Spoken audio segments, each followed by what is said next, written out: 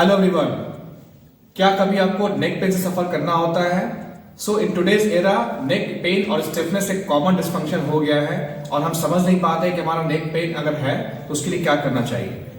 क्या सारा neck pain का जो केस होता है स्पॉन्डिलाइटिस का होता है? ओके या कभी कभी आपके जो सॉफ्ट टिश्यू है या जो नेक के अराउंड मसल्स होते हैं वो स्टिफ हो जाते हैं, वो भी आपके मूवमेंट को ब्लॉक करते हैं और जब भी आप ट्राई करेंगे नेक को बेंड करने का या मूव करने का या टर्न करने का, आपको पेन या स्टिफनेस का फीलिंग होता है। Okay so may be possibly आपका स्पॉन्डिलाइटिस डेवलप नहीं हुआ है और ऑलरेडी सॉफ्ट टिश्यू और डिस्फंक्शन है ड्यू टू वो working in the poor posture. आप नेक को बेंड करके मोबाइल ऑपरेट कर रहे हैं, लैपटॉप या कंप्यूटर ऑपरेट कर रहे हैं, व्हीकल्स ड्राइव कर रहे हैं या कोई भी राइटिंग वर्क कर रहे हैं या सस्टेन पोस्चर में काम कर रहे हैं, तो ये कुछ एक्टिविटीज होती है जहां पे हमारे मसल्स को ओवरवर्क करना होता है। जब वो फटीग हो जाते हैं, थक जाते हैं, उसके बाद उसमें स्टिफनेस आना स्टार्ट हो जाता है। ओके सो बहुत सारे केसेस में we just try to take lot of medication also, but फिर भी हमारा जो पेन है वो जो कंप्लीट रिलीफ नहीं हो पाता है या इसका रिमेडी नहीं हो पाता है। तो आइए चेकआउट करते हैं कि रियली आप सफर कर रहे हैं स्पॉन्डिलाइटिस से या आपका जो अभी नेक का मसल्स है ओनली वो स्टिफ हुआ है, आफ्टर देन जो है इसका इफेक्ट आपके स्पाइन पे जाएगा। तो जब भी हम पुअर पोस्चर में सस्टेन या प्रोलॉन्ग वर्क करते हैं तो सबसे पहले हमारे जो नेक के मसल्स है उस लोड को बियर करते हैं, वो फटीग होते हैं और उनका पहला जो साइन होता है वो पेन का होता है। हम जो टर्म यूज करते हैं स्पॉन्डिलाइटिस का, वो बेसिकली जब आपका स्पाइन अफेक्टेड होगा तो आपके सर्वाइकल स्पाइन में सेवरल वर्टिब्रास होते हैं। अगर इसके जो डिस्क हाइट है उस पर चेंजेस आ रहे हैं, इसके जो फाइबर है वो डिजेनरेट कर रहे हैं या जो इसके स्ट्रक्चर है उसमें कोई डिस्फंक्शन आ रहा है या आपके जो बोन है यहां से निकल गए, that is known as osteoarthritis. लेकिन उसके पहला का स्टेज हमारा सॉफ्ट टिश्यू का पेन होता है। Then how to check out? जब हम नेक को ईच एंड एवरी मूवमेंट को करा के चेकआउट करते हैं कि पेन एक्चुअली किस डायरेक्शन में आ रहा है। तो जब सपोज अगर आप नेक को, सपोज आपका पेन लेफ्ट साइड का हो रहा है और आप नेक को आपने लेफ्ट साइड को बेंड किया, सो बेंडिंग करने में अगर पेन नहीं आ रहा है और आपको पेन फील हो रहा है राइट साइड में, वो इंडिकेट कर रहा है कि जो राइट साइड के मसल्स आपके नेक के हैं उसका स्ट्रेचिंग पेन आ रहा है। इट मींस यहाँ पे आपका जो सेम साइड का ज्वाइंट है that is known as facet joint, वो अफेक्टेड नहीं हुआ है। सिमिलरली अगर आपने नेक को राइट साइड बेंड किया है और पेन आपका लेफ्ट साइड में आ रहा है, वो इंडिकेट कर रहा है कि जो सॉफ्ट टिश्यू लेफ्ट साइड का नेक के लेफ्ट साइड में जो मसल्स आपके हैं वो अफेक्टेड है, ना कि राइट साइड का फेसेट ज्वाइंट। अगर सेम साइड का पेन आएगा वो इंडिकेट करेगा कि सेम साइड का जो फेसेट ज्वाइंट है उसका लेवल अफेक्टेड हुआ है और जिस लेवल पर अफेक्टेड होगा वहां का नर्व का इंट्रापमेंट होगा, उस रूट लेवल तक आपका पेन रेफर हो सकता है। So just try to check out in this model. He has the complain of neck pain. हमें रूल आउट करना है कि इनका बोनी इन्वॉल्वमेंट है या सिर्फ सॉफ्ट टिश्यू का है या दोनों इनका इन्वॉल्व हो गया है। तो फर्स्ट हम पेशेंट को बोलेंगे अपने हेड को बेंड करने का। अभी कहीं पेन हो रहा है आपको? अभी so there is no point. आपको शोल्डर को स्टेबलाइज करना है और हेड को बोलना बेंड करने के लिए। अभी कहीं पेन हो रहा है? अभी कहीं पेन हो रहा है? You suffering from pain. आपको पेन कहां फील हो रहा है? किस साइड? इस साइड या इस साइड? देखा? लेफ्ट साइड देखा ना? इस साइड। ओके सो पेशेंट का कंप्लेंट जो आ रहा है कि he is suffering from pain over the left side of the neck. So you can easily observe इसके जो मसल्स हैं लाइक ट्रापेजियस के अपर फाइबर एंड जो लेवाटस का प्लाई है वो हाईली टेंस्ड है। अब इतने स्टिफ हो गए हैं कि इसके बाद फर्दर वो रेंज को अलाउ नहीं कर पा रहे हैं। इसको मैं पैसिव अगर प्रेशर अप्लाई कर रहा हूं, इसका पेन यहां इंक्रीज हो रहा है। ओके तो इंडिकेट कर रहा है that he is suffering from the stretching pain of the muscles. तो यहां पे जॉइंट का इन्वॉल्वमेंट अभी नहीं है।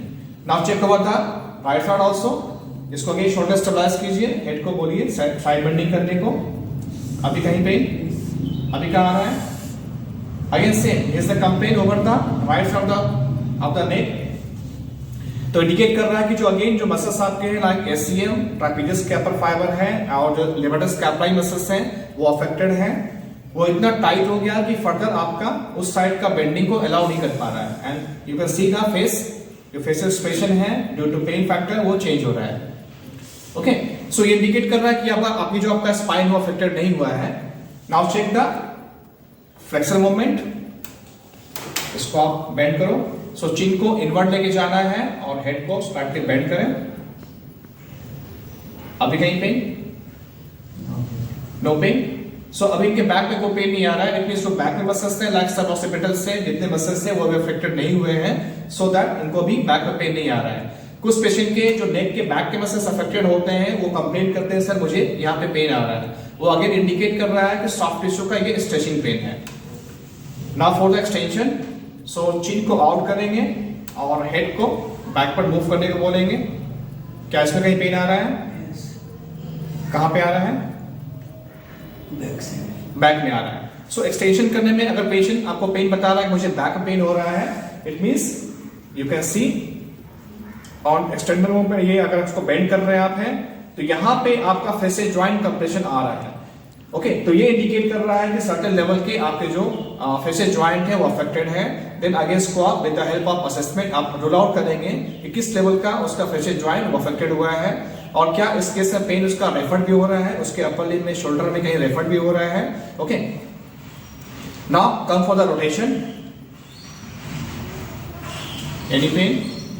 No. This side any pain? So there is no pain in the rotation movement और इनका जो रेंज ऑफ मोशन है वो भी नॉर्मल है। But in case of side bending आपने चेकआउट किया होगा कि इधर का जो रेंज ऑफ मोशन है वो स्लाइटली ज्यादा लिमिटेड है in case of left side bending. तो लेफ्ट साइड में ज्यादा बेंड कर पा रहे हैं और राइट साइड में ये कम बेंड कर पा रहे हैं। सो इंडिकेट कर रहा है कि जो लेफ्ट साइड का मसल्स है वो ज्यादा इनका कॉन्ट्रैक्टेड है, ये शॉर्टनिंग हो गया, स्टिफ हो गया है। तो ऐसा कुछ ना कुछ इनका वर्क स्टाइल होगा जिसमें कि लेफ्ट साइड का नेक मसल ज्यादा इसमें यूज में आ रहा है।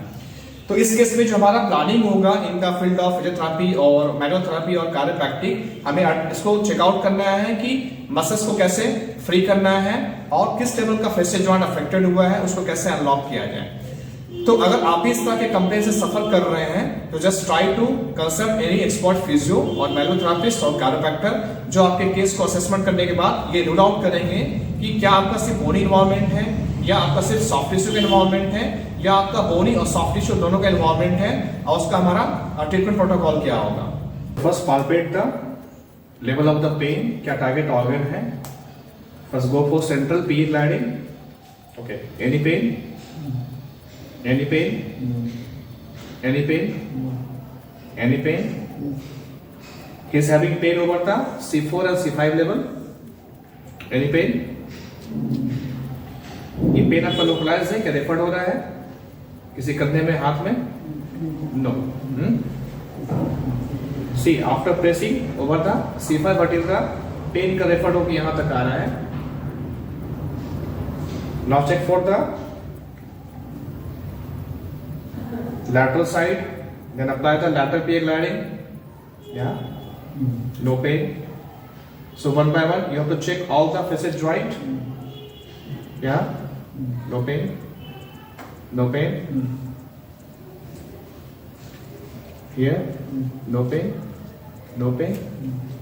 So he is not suffering from any kind of pain over the lateral side of the joint.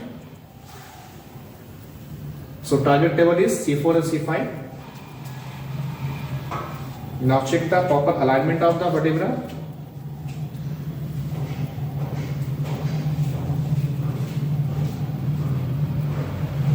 So there is little bit rotation of the cervical vertebra of the C4, C5 toward the left side.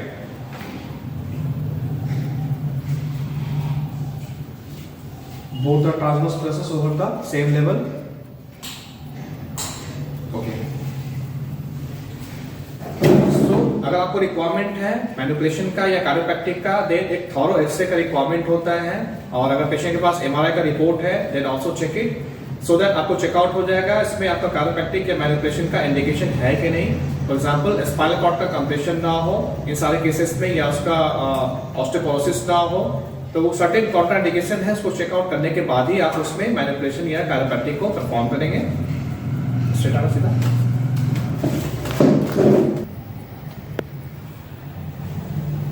So for the tight muscles, as per condition, you have to apply certain technique like this is CBR, gradient based release for the suboccipital muscles. Accordingly, for SCM, you can go for SCM of right side, you can go for MET. Just hold it and deepen the shoulder and save the patient to elevate the shoulder. Just okay, apply your 40 to 50% of muscle force and just hold it. Again loose, up, loose, okay. For trapezius, just head को आप contralateral side bend कर लेंगे, again shoulder normal push करेंगे, ऊपर लेके आना, hold it, loose, again lift, hold it, loose. Okay, so in this way जो भी मसल्स अफेक्टेड है सब ऑक्सीपिटल, एससीएम, ट्रापेजियस, लेवरस का अप्लाई, उसको with the help of ABT इसको आप फ्री कर सकते हैं। You can go for PRT also. So there are so many means of release of the soft tissue. You can apply gel over the skin and go for release of the tight muscles like this, in this way also. Because आप lotion use नहीं करेंगे तो friction होगा, so ये little bit painful हो सकता है।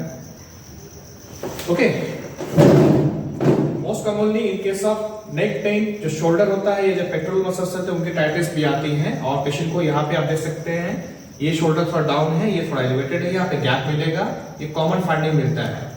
या अगर शोल्डर का डिस्फंक्शन है वो अल्टीमेटली नेक पेन को भी कॉज करता है। नाउ अगर आपके नेक मसल्स अफेक्टेड हैं, जिस पेशेंट के आपने चेकआउट कर लिया है कि इसका C4 C5 का रोटेशन है, तो लेवल वाइज आप इसको मेंटेन कर सकते हैं।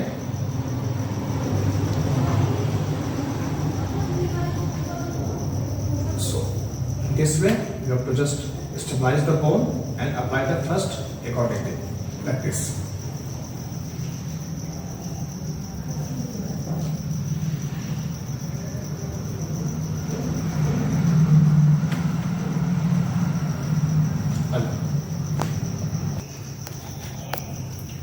बहुत सारे केसेस में काइरोप्रैक्टिक या मैन्युपुलेशन इंडिकेटेड नहीं होता है। यहाँ पे आप मेटलिन या मोडिगन का टेक्निक अप्लाई करके भी नेक के डिस्फंक्शन को आप इंप्रूव कर सकते हैं।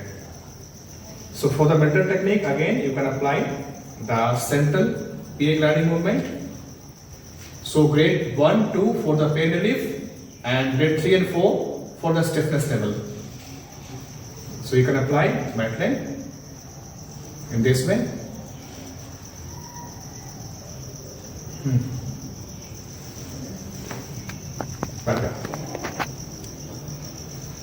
So you can apply the Mulligan technique also. This is the snatch technique to increase the range of motion of the side bending. Okay, so just go for side bending to the left side. So accordingly जो therapist है उनको भी साथ में move करना होता है। Okay.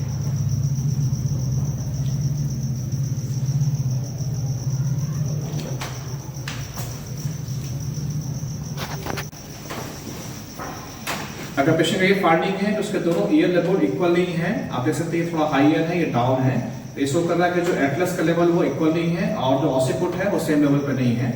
So it can also be adjusted.